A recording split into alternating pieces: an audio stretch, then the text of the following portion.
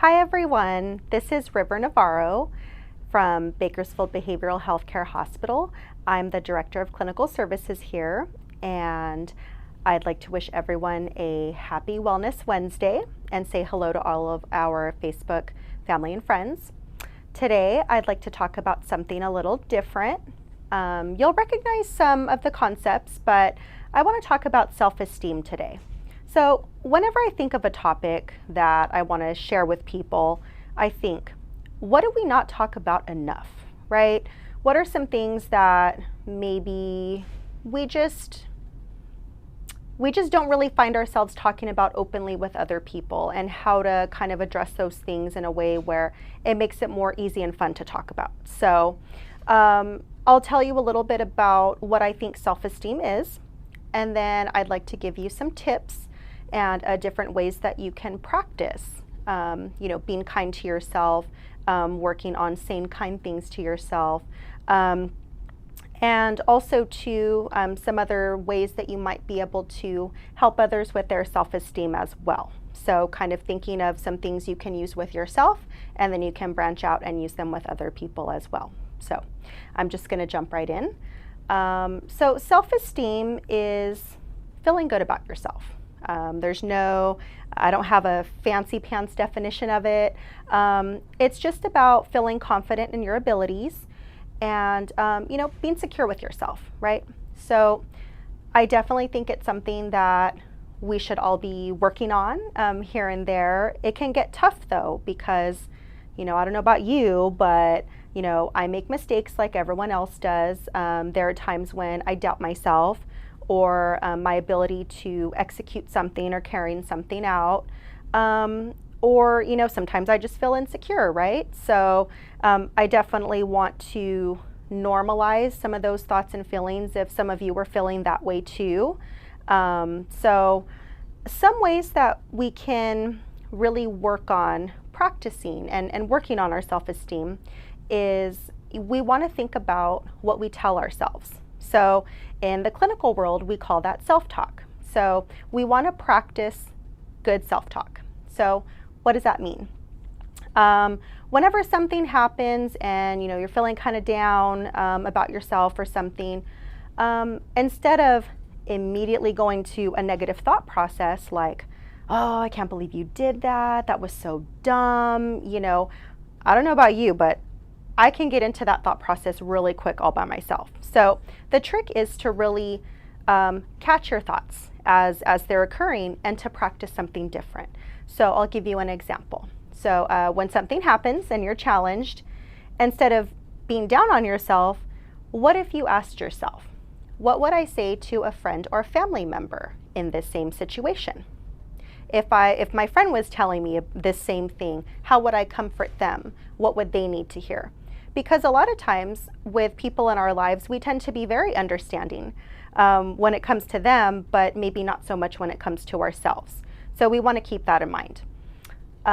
Something else you could practice saying to yourself is, a lot of times, at least I know I can be a very sensitive person, so I tend to get really down on myself when I'm criticized by someone else, or I've heard something negative that someone has said about me, or something like that. So instead of focusing on, the negative parts or what I'm perceiving as being negative, I could tell myself, despite whatever that person said, I still get to decide what's true about me, right? So now I'm in control. I'm not so focused on maybe what other people are thinking or saying or doing. I'm bringing the focus back to myself and deciding what I believe is true about myself and what am I really presenting to other people. So just changing the focus of your thought process is important.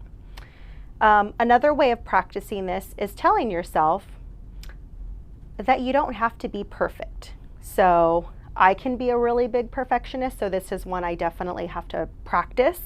But telling yourself that it's not about perfection, but it's about always trying your best and putting your best foot forward, because that's the most important thing. It's not always being perfect or getting everything right all the time. You just always want to do your best. Moving on to the second point. So this taps into how to be kind to yourself when you've maybe made a mistake or you've misstepped, or maybe something just hasn't gone your way and you're feeling kind of down about it and you're feeling kind of bad about yourself. So these are some things that you can, questions you can ask yourself, or different things that you can practice. So asking yourself, what can I learn from this?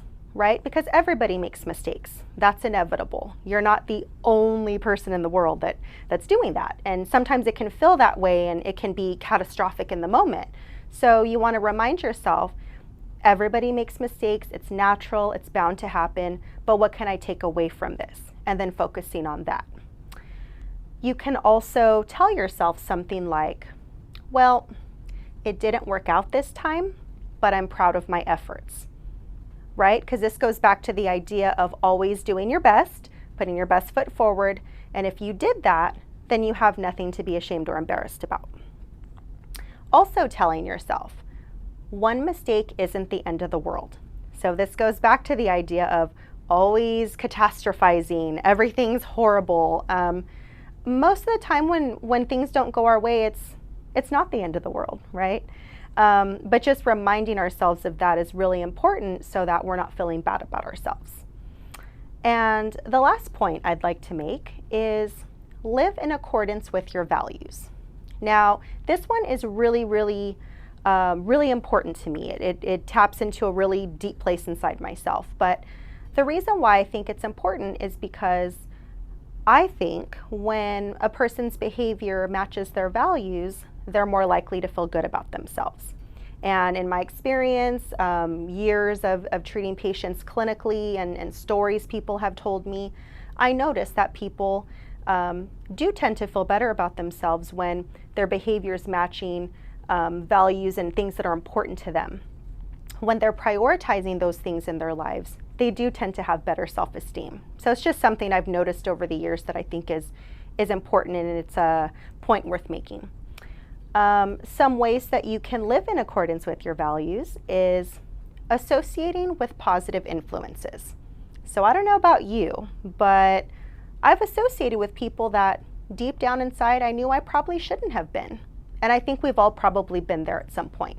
When something just doesn't feel right, or someone kind of rubs you the wrong way, but you're trying to make it work, and maybe that person's not really inspiring you to be a better person, or maybe they're taking you down a path that you don't need to be involved in. So it's really important to associate with people that have a positive influence on your life and are inspiring you to always do your best. Also, try to make decisions that feel right. Now, I know that sounds really cliche, but I think it's important because we're talking about your intuition, that deep feeling that you get in your gut that tells you whether something feels good or doesn't feel good. So a lot of times in my life, I have disregarded that little voice or my gut feeling about something, and well, things didn't work out so well. So as as you learn and as you grow, it's important to start listening to your intuition and making decisions that just inevitably feel right to you. And you'll know what that is because you'll know what that feels like. And also, you want to ask yourself what's important to you, and then you want to prioritize that. So if volunteering and helping others is important to you, but you're not doing that, then you're probably not going to feel that great about yourself, right? So you want to really think about things that are important to you, and then you want to take steps to prioritize that in your life so that, once again, your behavior is matching your values. And then that's another way that you can work on building your self-esteem and your resilience. I hope this video was useful to you. I do want to share briefly that it's really important to practice these statements and asking yourself these questions, not just for you, but you can also practice this with other people. So if you're in a relationship or you're dating someone, maybe you have friends, you want to try this with your children or your parents or something like that. It's really good to start practicing these types of skills with them. So if you want to be affirming and you want to try practicing a statement on them that, hey, you did your best. That's really the most important thing here, right? Just a simple affirming statement can really make a difference for someone else as well but also remember to be kind to yourself too, because that's important. So from here on out, I'm signing off from Bakersfield Behavioral Healthcare Hospital, and have a great day. Bye.